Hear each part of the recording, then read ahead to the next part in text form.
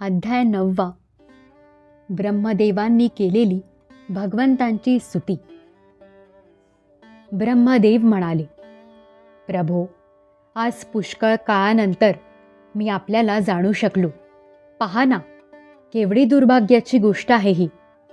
देहधारी जीव आपल्याला जाणू शकत नाहीत. भगवन, आपल्याशिवाय दुसरी कोणतीच वस्तू नाही. जी वस्तू दिसते ती सुद्धा खरे पाहता सत्य नाही.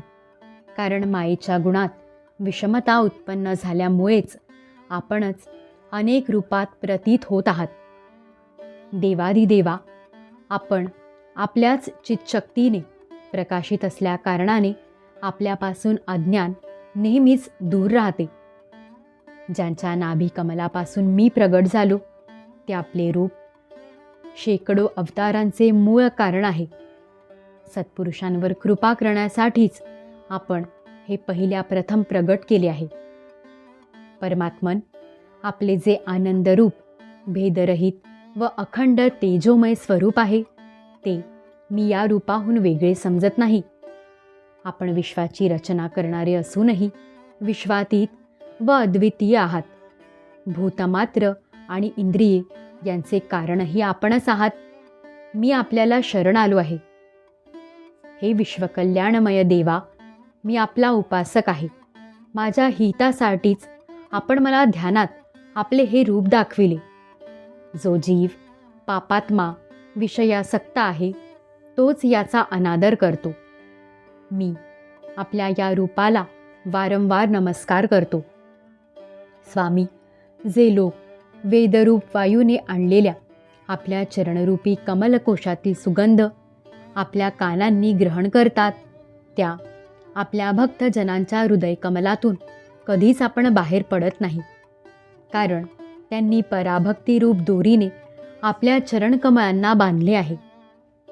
जोपर्यंत माणूस आपल्या अभय देणाऱ्या चरणकमलांचा आश्रय घेत नाही तोपर्यंत त्याला धन, घर आणि सुहृदांपासून होणारे भय, शोक, लालसा, अपमान आणि अत्यंत लोभ सतावित राहतात.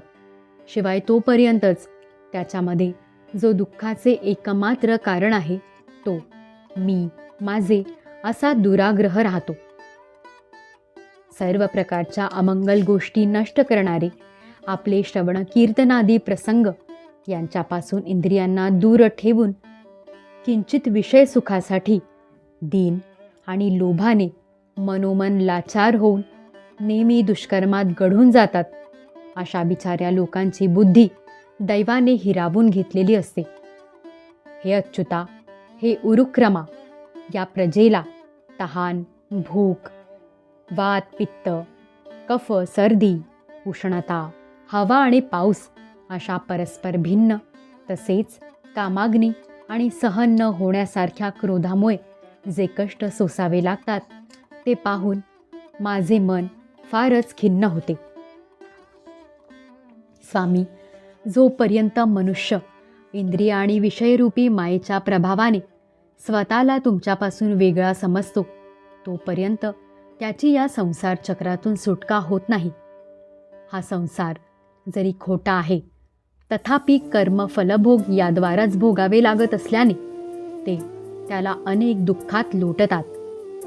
देवाधिदेवा, साक्षात मुनीसुद्धा जर आपल्या कथा कीर्तनांना विन्मुख झाले तर त्यांनाही संसारात अडकावे लागते. ते दिवसा अनेक प्रकारच्या कामकाजात राहिल्याने त्यांचे चित्त विचलित होते. रात्री ते झोपेत अचेतनासारखे पडून राहतात. त्यावेळी निरनिराळे मनोरथ केल्यामुळे क्षणाक्षणाला त्यांची झोप उडते आणि दैवयोगाने अर्थसिद्धीचे त्यांचे सर्व उद्योगही विफल होतात.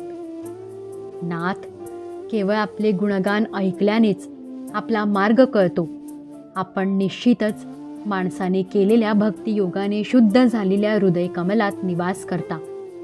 हे पुण्यश्लोक प्रभो, आपले भक्त ज्या ज्या भावनेने आपले चिंतन करतात त्या साधुपुरुषांवर कृपा करण्यासाठी आपण तेच रूप धारण करता. भगवन, आपण एक आहात. तसेच सर्व प्राण्यांच्या अंतःकरणात राहणारे त्यांचे परमहितकारी असे अंतरात्मा आहात.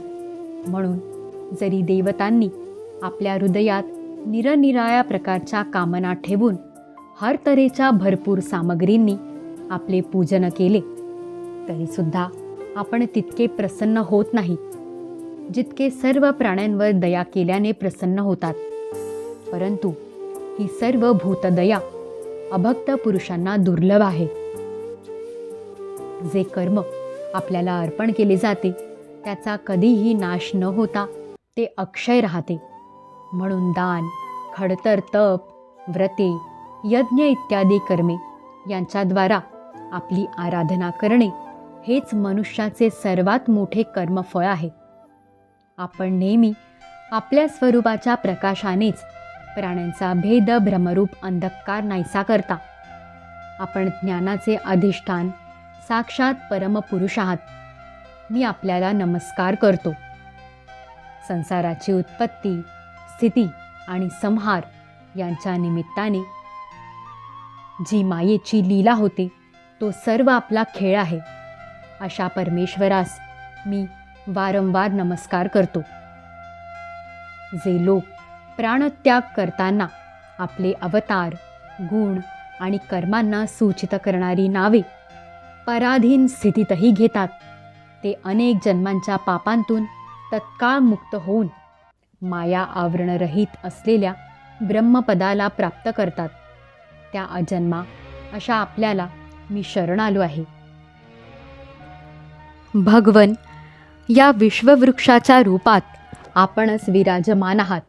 आपणच आपल्या मूळ प्रकृतीचा स्वीकार करून जगाची उत्पत्ती, स्थिती आणि लय करण्यासाठी मी, आपण आणि महादेव अशा 3 प्रमुख रूपात विभक्त झाला आहात आणि पुन्हा प्रजापती, मनु इत्यादी शाखा उपशाखांच्या रूपात विस्तार पावला आहात. मी आपल्याला नमस्कार करतो. भगवन, आपली आराधना हाच आपण लोकांना स्वधर्म सांगितला आहे, परंतु ते या बाबतीत उदासीन असून नेहमी निषिद्ध कर्मातच गुरफटलेले असतात. अशा जीवांच्या जीवना आशेला जो तत्काळ तोडून टाकतो तो बलवान काल आपलेच स्वरूप आहे. अशा आपल्याला मी नमस्कार करतो. 2 परार्धांपर्यंत राहणारा आणि सर्वांना वंदनीय अशा सत्यलोकाचा मी अधिष्ठाता असलो तरी मी कालाला भीतो. आपली प्राप्ती करून घेण्यासाठी मी पुष्कळ काळपर्यंत तपश्चर्या केली. अधियज्ञ रूपाने त्या तपाचे साक्षीदार असणाऱ्या आपल्याला मी नमस्कार करतो. कोणत्याही विषय सुखाची ज्यांना इच्छा नाही, तरीसुद्धा ज्यांनी स्वतःच निर्माण केलेल्या धर्म मर्यादांचे रक्षण करण्यासाठी पशुपक्षी, मनुष्य, देव इत्यादी जीवयोनींमध्ये आपल्याच इच्छेने शरीर धारण करून अनेक लीला केल्या आहेत, अशा भगवान पुरुषोत्तमाला माझा नमस्कार असो. प्रभो, आपण अविद्या, अस्मिता, राग, द्वेष आणि अभिनिवेश यांपैकी कशानेही ग्रस्त नाहीत. तरीसुद्धा यावेळी सर्व विश्वाला आपल्या पोटात लीन करून घेऊन भयंकर लाटांनी प्रक्षुब्ध झालेल्या प्रलयकालीन जलामध्ये पूर्वकल्पातील कर्मपरंपरेने थकलेल्या जीवांना विश्रांती देण्यासाठी आपण शेषरूप कोमल शय्येवर शयन करीत आहात. हे स्तुत्य असणाऱ्या भगवन, आपल्या नाभी कमलरूप घरात माझा जन्म झाला आहे. हे संपूर्ण विश्व आपल्या पोटात सामावले आहे. आपल्या कृपेने मी त्रैलोक्याची रचना करण्याच्या उपकाराला समर्थ झालो आहे. यावेळी आपली योगनिद्रा समाप्त झाली असल्या कारणाने आपले नेत्रकमल उघडू लागले आहेत. अशा आपणास माझा नमस्कार असो. आपण संपूर्ण जगाचे एकमात्र सुहृद आणि आत्मा आहात. तसेच शरणागतांवर कृपा करणारे आहात. आपल्या ज्या ज्ञान आणि ऐश्वर्याने आपण या विश्वाला आनंदित करीत आहात त्यानेच माझ्या बुद्धीलाही युक्त करावे. त्यामुळे मी पूर्वकल्पातल्याप्रमाणे यावेळीही सृष्टीची रचना करू शकेन. आपण भक्तांच्या इच्छा पूर्ण करणारे आहात. आपली शक्ती असलेल्या लक्ष्मीसहित अनेक गुणावतार घेऊन आपण जी जी अद्भुत कर्मे कराल त्यांपैकीच एक म्हणजे मी करीत असलेला सृष्टीरचनेचा हा उद्योग. म्हणून यावेळी आपण माझ्या चित्तात प्रेरणा निर्माण करावी की ज्यामुळे सृष्टीरचनाविषयी अभिमानापासून मी दूर राहू शकेन. प्रभो, या जलात शयन करीत असताना अनंत शक्ती अशा परमपुरुषाच्या नाभी कमलातून माझी उत्पत्ती झाली आहे आणि मीच आपली विज्ञान शक्ती आहे. म्हणून या जगाच्या विविधतेने नटलेल्या रूपाचा विस्तार करतेवेळी माझ्या वेदरूप वाणीच्या उच्चारणाचा लोप न होवो. आपण अपार करुणा असलेले पुराण पुरुष आहात. आपली परम प्रेममय स्मितहास्ययुक्त नेत्र कमळे उघडावीत आणि शेषशय्येवरून उठून विश्वाच्या उत्पत्तीसाठी आपल्या सुमधुर वाणीने माझा विषाद दूर करावा. मैत्रेय म्हणाले, विदुरा, अशा प्रकारे तप, विद्या आणि समाधीच्या द्वारा ब्रह्मदेवांनी आपले उत्पत्ती स्थान श्री भगवंतांना पाहिले आणि आपले मन व वाणीच्या शक्तीनुसार स्तुती करून जणू थकून जाऊन त्यांनी मौन धारण केले.